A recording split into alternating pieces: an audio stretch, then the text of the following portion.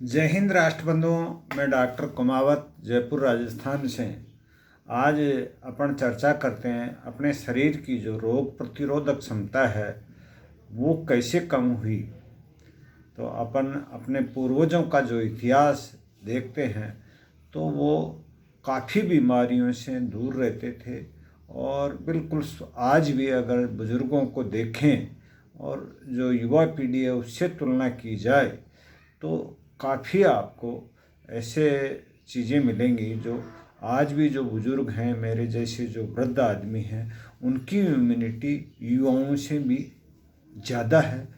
और इसके लिए अगर जब हमने गहनता से सोचा तो जो खान पान है वहीं से इसका बदलाव होना शुरू हुआ, जिसके कारण से धीरे धीरे करके और अपने शरीर की जो इम्यूनिटी है, रोग प्रतिरोधक क्षमता है, वो धीरे धीरे कम होती गई।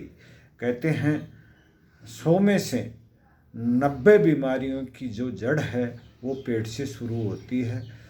जब किसी का पाचन तंत्र गड़बड़ा जाता है तो फिर उसके जो बीमारियां हैं वो आना शुरू हो जाती हैं। शुरुआत सभी की पेट से होती है। और आज अपन इस कल्चर की जब बात करें, कई लोग ये हैं जैसे युवा साथी भी हैं तो वो अपने आप को बीमार तो नहीं हैं लेकिन चैन या आराम महसूस नहीं करते हैं, नींद प्रॉपर जो आनी चाहिए वो नहीं आती है और ऐसे तनाव में रहते हैं। तो वो एक तरह से आने वाली बीमारियों का उद्घोषणा है कि आने वाले समय में उनके कई बीमारियां आ सकती हैं। उनकी रोग जो प्रतिरोधक क्षमता है, जो उनकी जीवन शक्ति है, वो धीरे धीरे कमज़ोर होती जा रही है। और इसी के कारण से लोग अपने आप को ऐसे बेचैन महसूस करते हैं, तनाव में महसूस करते हैं। तो उसकी अगर बात करें तो जो अपना खान पान है, अपने देखा जाए तो शुद्ध जल से लेकर के जल, नमक या जो भी अपन खाते हैं उसकी शुद्धता नहीं मिलती है।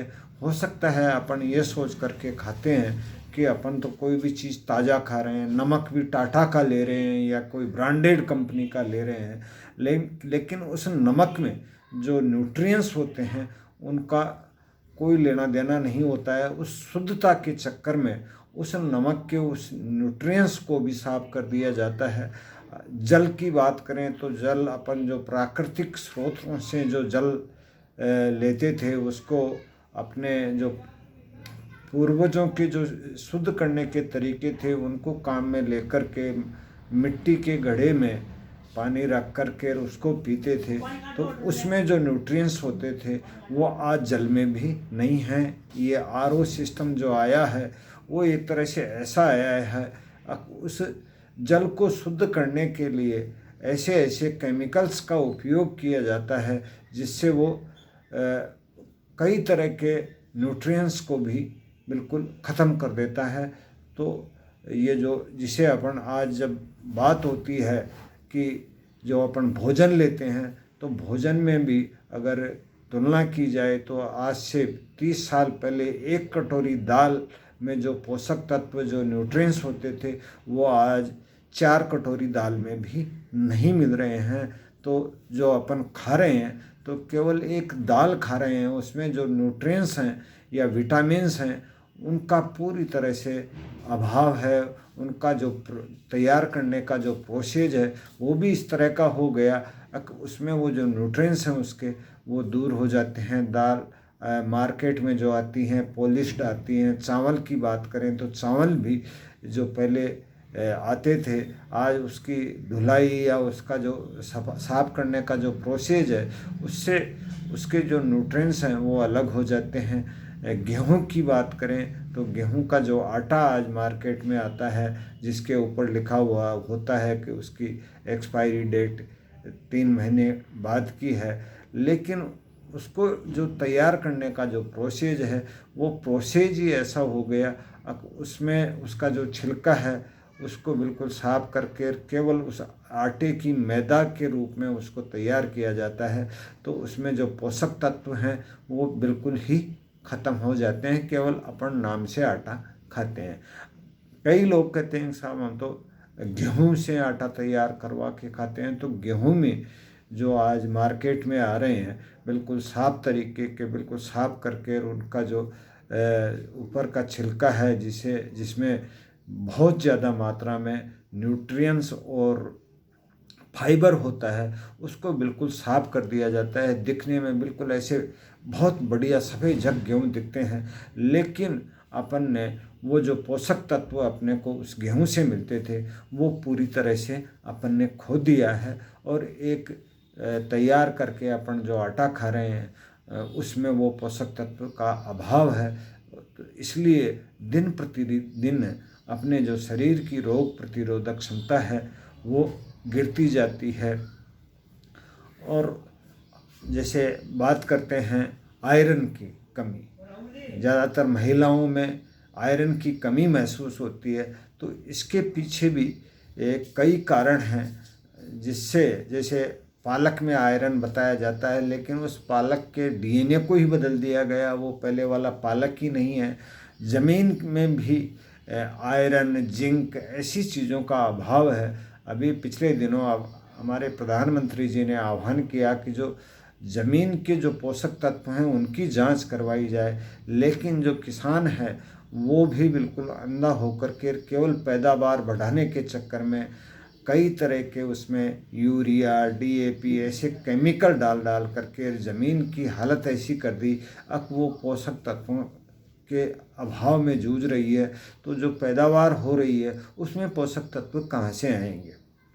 और अगर बात करें तो एक अपने यहाँ जो खाने का जो सिस्टम है, पकाने से लेकर के खाने तक का, वो सिस्टम भी अपन ने बदल करके अपने पैरों पे एक तरह से कुल्हाड़ी मारी है। पहले जो भोजन पकाया जाता था तो मिट्टी के बर्तनों में पकाया जाता था, और मिट्टी के बर्तनों में खाना पकाने का अलग ही टेस्ट होता था। उसमें जो भी चीज़ अपन पकाते थे उसके जो भी न्यूट्रिएंट्स होते थे वो उसमें बिल्कुल पूरी तरह से सुरक्षित होते थे। आज अपन अपने स्वाद के चक्कर में या जो चमक दमक के चक्कर में या जल्दीबाजी के चक्कर में ऐसे ऐसे खाने तैयार करने के सिस्टम आ गए। जैसे बात करते हैं प्रेशर कुकर की, तो प्रेशर कुकर में अगर कोई दाल की बात करें, अगर दाल को पकाया जाता है, पहली बात तो दाल में वो पोषक तत्व बहुत कम है, और अगर उसको प्रेशर कुकर में पका दिया जाए तो वो पोषक तत्व बिल्कुल ही ख़त्म हो जाते हैं। केवल नाम की अपन दाल खाते हैं। इसी तरह से जो फास्ट फूड की जो चेन आई है उसमें तो बिल्कुल भी पोषक तत्व नहीं रहते हैं। केवल पेट भरने के लिए या अपनी भूख मिटाने के लिए अपन जो खाना खाते हैं वो एक तरह से खा रहे हैं। भूख ज़रूर मिट जाती है, लेकिन जो पोषक तत्वों की जहाँ बात आती है वो बिल्कुल नगण्य होते जा रहे हैं। अब खाने के जो तरीके हैं वो भी एक तरह से अपन ने बदल लिए हैं। कोई खड़ा खड़ा खा रहा है, कोई टीवी देखते हुए खा रहा है, तो उस खाने का जो आनंद है वो अपन नहीं ले पाते हैं। और जिस सिस्टम से अपने पूर्वज जो खाना खाते थे बैठ के बिल्कुल आराम की मुद्रा में, बिल्कुल तनाव से दूर होकर के खाने का जो समय, खाना और जो भजन करने का समय अलग ही तरीके के रखते थे, और उसका जो खाने का तरीका था वो एक तरह से अपने जो शरीर की इम्यूनिटी को भी बढ़ाता था, और बिल्कुल आराम से बैठ कर के खाना खाते थे। आज कोई खाना खड़ा होकर के खा रहा है, कोई टीवी देखता हुआ खा रहा है, कोई काम करता हुआ या बात करता हुआ तनाव में जब खाना खाता है तो वो खाना एक तरह से उसके लिए पेट भरने का ही साधन है। पोषक तत्व उससे दूर हो जाते हैं। आज अगर बात करें तो जो दुनिया भर के प्रदूषण हैं, जैसे वायु प्रदूषण है, जल प्रदूषण है, कोई भी चीज़ ऐसी अछूती नहीं है, शुद्ध वायु भी नहीं मिलती है। बात आती है टॉक्सिस, हर चीज़ में टॉक्सिस अपन डालते जा रहे हैं। अपने एक स्वाद के लिए जो खाना बनाने का सिस्टम है उस सिस्टम में दुनिया भर के तेल मसाले ऐसी चीज़ें डाल करके अपने टेस्ट के लिए उसको एक मीठा जहर बना देते हैं उस खाने को, और जो वो अपने लिए एक घातक होता है। और बहुत ज़्यादा तनाव में रहता है। हर आदमी ऐसे, चाहे कोई भी काम करता हो, पढ़ने वाला बच्चा है तो उसके पढ़ाई का टेंशन रहता है, कोई बिजनेस कर रहा है तो बिजनेस का टेंशन है, और बिल्कुल तनावग्रस्त ज़िंदगी जी रहा है, तो वो भी एक तरह से अपने जो शरीर की रोग प्रतिरोधक क्षमता है उसको प्रभावित करते हैं। जो अपने आरामदायक ज़िंदगी है, वो आरामदायक ज़िंदगी भी अपने लिए बहुत ही घातक है। पहले लोग मेहनत करते थे तो मेहनत से एक तरह से बहुत से ऐसे हार्मोन शरीर से उत्सर्जित होते थे जो अपने स्वास्थ्य के लिए एक तरह से बहुत महत्वपूर्ण होते थे। आज अगर इलेक्ट्रोमैग्नेट रेडिएशन भी इतने ज़्यादा बढ़ गए हैं, जेब में मोबाइल रहता है, सामने कंप्यूटर रहता है, या कोई वाईफाई का रेडिएशन है, दुनिया भर के जो मेडिकल टेस्ट होते हैं जैसे सोनोग्राफी है, एमआरआई है, एक्सरे है, ये भी बहुत ज़्यादा अपने शरीर के ऊपर एक तरह से रेडिएशन फैलाते हैं, और इस रेडिएशन के कारण से भी अपने जो शरीर की रोग प्रतिरोधक क्षमता है वो धीरे धीरे कम होती जा रही है, और हर आदमी अपने आप को आरामदेह महसूस नहीं करता है, तो वो एक तरह से आने वाली बीमारी का द्योतक अपने आप को महसूस करता है।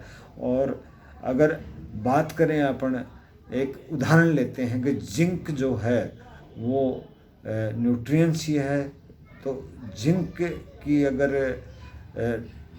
डेली के हिसाब से ज़रूरत है तो 11 मिलीग्राम पर डे के हिसाब से जिंक की अपने को ज़रूरत होती है। और जिंक खाने में सब्जियों में भी मिलता है, पालक में भी मिलता है, मूली में भी मिलता है, मांस में भी मिलता है, अंडे में भी मिलता है। लेकिन आज के वो जो सब्जी हैं और जो पहले की जो सब्जियां थी उनकी तुलना की गई, जब इसके ऊपर शोध हुआ तो पालक में सबसे ज़्यादा जिंक पाया जाता है। और पालक की अगर बात करें तो पालक में जो पाया गया वो 1.5 किलो अगर पालक खाएं तो अपन 11 मिलीग्राम जिंक उससे ले सकते हैं। इसी तरह से मूली की अगर बात की जाए तो अगर 4 किलो मूली पर डे अपन खाए तो वो 11 मिलीग्राम जिंक अपन मूली से ले सकते हैं। 8 मिलीग्राम 100 ग्राम अगर पालक खाते हैं तो उसमें 0.8 मिलीग्राम जिंक मिलता है अपने को। तो इस तरह से ये कैलकुलेशन ऐसी सामने आई है कि अपन ऐसी जो इतनी ज़्यादा मात्रा में अपन चीज़ खा ही नहीं सकते। तो जिंक की अगर अपने शरीर में कमी हो जाती है तो जिंक का बहुत ही अपने शरीर पे महत्वपूर्ण प्रभाव है। ये प्रोटीन्स के जो निर्माण हैं या शोषण करने की क्षमता है उसको भी ये प्रभावित करता है, डीएनए को भी ये प्रभावित करता है।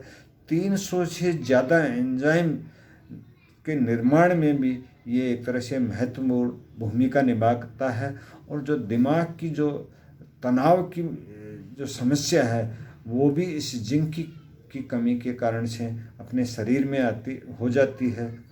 और जब ये अपन सोचते हैं तो अपने को एक तरह से सोचने पे मजबूर कर देती हैं ये चीज़ें कि अपन ऐसा क्या लें जिससे अपने शरीर की जो ये रोग प्रतिरोधक क्षमता है वो बढ़ जाए, अपन बीमारियों से कोसों दूर हो जाएं।